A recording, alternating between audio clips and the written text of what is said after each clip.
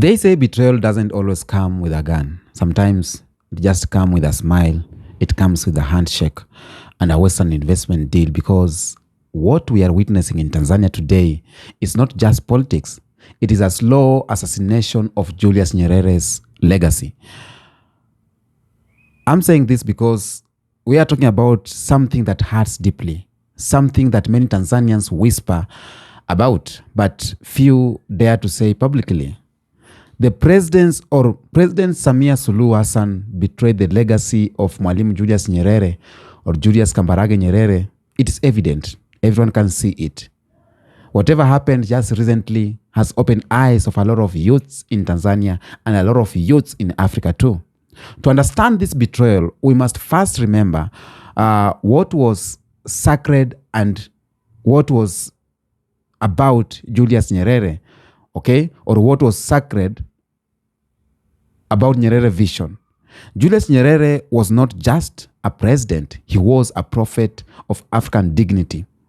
He gave Tanzania something no amount of money could buy, and this was a moral backbone. He told the people that we cannot afford to wait for others to develop us, but we must develop us ourselves, or we must develop this country ourselves.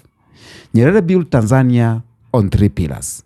Pillar number 1 was Ujamaa, the familyhood of Africans, a socialist model rooted in love and equality. And if you want an advanced world, you could say Ubuntu. Number 2, he built Tanzania on uhuru na kazi, freedom and work. Meaning what? Meaning independence must be defended through productivity. Number 3, he built Tanzania through self-reliance, not waiting for the West to feed them or fund them, but building from the ground up to the top. Under his leadership, Tanzania was poor in material wealth, yes, but rich in spirit, rich in unity and purpose. It was a nation that could look the world in the eyes and say, we may not have much, but we are free. Now, the new phase of leadership came, and here is the rise of Samia Suluhu.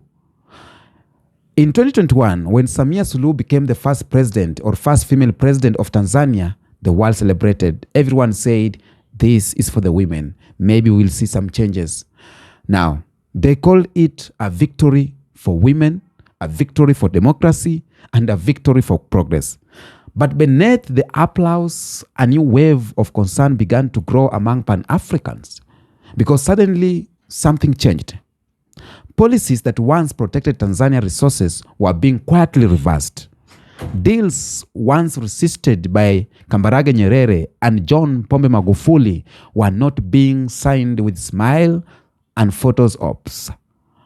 And the same Western corporation that once looked at Tanzania with frustration were now coming back, welcomed with the open arms and smiles. Now, this is not about gender. This is about personality, or it's not about personality. This is about the ideology direction of Tanzania. Okay? It's about the ideological direction of Tanzania. A direction that seems to be pulling away from Nyerere map towards Western dependency. Now, remember, Magufuli had done away with IMF. During Nyerere time, Tanzania resisted the IMF too. He warned that those programs would enslave Africa with debt and dependency, which is true. He was right. Today, the IMF and World Bank are back in Tanzania, rebranding their control as partnership. Loans come with smiling faces, but beneath that, they come with conditions. Privatize, liberalize, open up your economy for foreign control. Nyerere once said, and is like a drug. It can help the patient recover, but it can also make him addicted. And today, Tanzania is becoming addicted again. Addicted to Western funding, Western approval, Western validation, and etc. Under Samia, Tanzania has taken billions in IMF loans, claiming that it is for economical recovery. But the youth of the ground, or the youth on the ground, still cry about unemployment, Farmers still struggle with the same land issues Nyerere tried to fix. Meanwhile, multinational companies walks in, takes resources, and leave with profits. Is that progress or reconciliation with the modern phase? We have come from Ujamaa to neoliberalism. Ujamaa villages was once the soul of Tanzania. Small communities built on cooperation, built on equality and African identity. But right now, the philosophy of Ujamaa is mocked as old-fashioned. The new slogan is foreign direct investment. And while that sounds fancy, what it really means is foreign control of local wealth. Companies from the UK, companies from Canada, companies from United States are now dominating mining and energy projects. Meanwhile, Tanzania's youth, the real builders of the nation, are left hustling, underpaid, and voiceless. Under Nyerere, the goal was to make Tanzanians the owner of their economy. But Samia Suluhu, it feels like Tanzanians are becoming workers in their own countries again. That is not modernization. That is betrayal wrapped in diplomacy. Once upon a time, Tanzania was the heartbeat of African liberation. It hosted freedom fighters from Mozambique, from Angola, from Zimbabwe, from South Africa. It gave shelter to the oppressed and courage to the colonized. But where is that spirit today? You see, Kenyans now don't have freedom in Tanzania because Samia is saying that Kenyans are the one who started the protest. Where is the voice that used to roar across Africa saying that freedom first, aid later? Instead, Tanzania has become silent in Pan-African matters. It is choosing safe diplomacy over revolutionary conviction, while countries like Burkina Faso and Mali toll against French control. Tanzania's government remained quiet and avoiding strong stands. This silence is not peace. It is the silence of political demolition. The same silence Nyerere warned about when he said that if we are not careful, we shall end up exchanging foreign masters for local ones. And today, the masters may not wear colonial uniform, they wear suits. They hold contracts. They speak through financial institutions. Talk to Tanzania youths. If you meet one of them, they will tell you.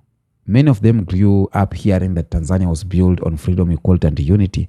But today, they see leaders signing deals that seem to benefit foreigners more than citizens. They see natural gas projects where foreign companies take the lion's share. They see local farmers struggling with imported goods dominating the market. And when they speak out, they face censorship. They face intimidation and threats. So this is not the Tanzania that Nyerere envisioned. This is a Tanzania being redesigned to please investors, not empower citizens. The youth are not blind. They are angry, frustrated, and heartbroken because they know Tanzania is slowly losing its soul. CCM transformation from movement, or it transformed from movement to a machine. Let's be honest here. CCM was born as a liberation movement. Under Nyerere, it was a moral compass. Under Magufuli, it was a hammer against corruption. But today, under Samia Suluhu, CCM is starting to look like a corporate machine, more interested in maintaining power than protecting principles. Internal party debates about ideology are gone. Criticism is labeled as division. Loyalty is rewarded more than honesty. The party that once raised revolutionaries now raises career politicians. And that is why many elders quietly say CCM today will not survive Nyerere's scrutiny. Okay? Now, some people will come forward and say Samia brought calm after Magufuli's death, that she is restoring Tanzania's image. And yes, She did bring a softer tone, but peace without justice is not peace. It is paralyzed. Nyerere didn't fear confrontation if it was for truth. He wasn't diplomatic with impressions or imperialism, but he controlled it. Today, Tanzania is being praised by Western media as stable, but the question is, stable for who? For foreign investors or for Tanzanian people? When we say Samia Suluhu betrayed Nyerere, we are not saying she personally hates him. We are saying she abandoned his path. She abandoned his blueprint for an independent, proud Africa. Nyerere's Tanzania was a school of Pan-Africanism, and Samia's Tanzania feels like a branch office of the IMF. The betrayal is not emotional. The betrayal, it is ideological. It is the betrayal of self-reliance, dignity, and sovereignty. And the saddest part, it is being with smiles, soft speeches, and Western handshakes. Now, when Nyerere took power in 1961, he knew Tanzania was poor. He knew that. But he said something powerful. We are not poor, we only lack money, but we are rich in peoples and resources. And that philosophy built Tanzania's early policies focused on people, not profits. He rejected IMF advice to privatize. He nationalized industries. He created cooperatives and built education system accessible to all. But after his retirement, things began to change. The IMF and World Bank came back in the late 1980s and early 1990s with the new gospel structural adjustment programs. They demanded that Tanzania cut social spending, privatize industries, and open its market to foreign cooperation. It was economical colonization, and Nyerere warned it will destroy Africa's independence. Today, under Samia Suluhu, those same constitutions or those same institutions are back. Only now they come with softer language, development loans, climate financing, foreign partnership. But the conditions are the same. You borrow and then you obey. In 2021, after only months in office, Samia Suluhu government negotiated a $567 million loan from the IMF. The official statement said it was to support Tanzania's response to COVID-19. But here's the truth. The loan came with structural requirements. The government had to reform its public sector. It had to increase tax collection on small businesses, and it had to open foreign access to energy and telecommunication markets.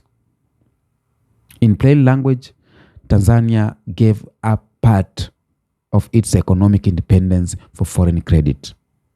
And what followed? It was foreign companies started flowing spaces that were once protected under Magufuli and originally Nyerere, for example. Mining rights opened to multinational corporation again. Foreign investors were promised legal guarantees that limit Tanzania control. Public lands were increased, especially to Western agriculture farms. This is the silent shift Nyerere warned about, where sovereignty is traded for funding and leadership is measured by how friendly one is to foreign investors. You can always tell who the West supports by looking at the headlines. They said Samia Suluhu brings stability, investors return to Tanzania, Tanzania opens up the world again. But look deeper. The same outlet celebrated when Ghana took IMF loans, when Zambia privatized its copper, and when Kenya accepted military cooperation with the US. Western praise is always the kiss of dependency. They don't clap for liberation. They clap for submission. So when BBC calls Samia a pragmatic leader, remember they used the same words for leaders who gave away Africans' independence on policy at a time. one policy at a time. What hurts the most is how some Tanzanian politicians invoke Nyerere's name for political decoration, not ideological devotion. They mention him on anniversaries, they quote his speeches, they name roads and schools after him, but their actions betray everything he stood for. Nyerere said leadership is not about being popular, it's about being right. Yet today, leadership or leaders chase foreign popularity and donor approval more than national preparation. CCM once met Chama cha Mapinduzi, the Party of Liberation. Right now, it feels like Chama cha Matokeo, the party of results measured in foreign applause. And that's why many Tanzanians say quietly that this isn't the party Nyerere built. But despite all this, there is hope. Because the people, especially the youth, still carries Nyerere's spirit. They are reading again. They are questioning again. They are comparing Tanzania past moral power with the present political weakness. And deep inside, they know very well Tanzania's strength was never in money. It was in integrity. It was the courage to say no when the others begged yes. The courage is not gone. It's only sleeping. And that's why you saw what happened on the process. And when that courage wakes up, no IMF loan, no Western aid, no corporate influence will stop it. Okay? And the great Frantz Fanon once said, each generation must discover its mission and fulfill or betray it. This generation mission is clear: to restore Nyerere's Tanzania. Up to there, watch next episode. Peace out.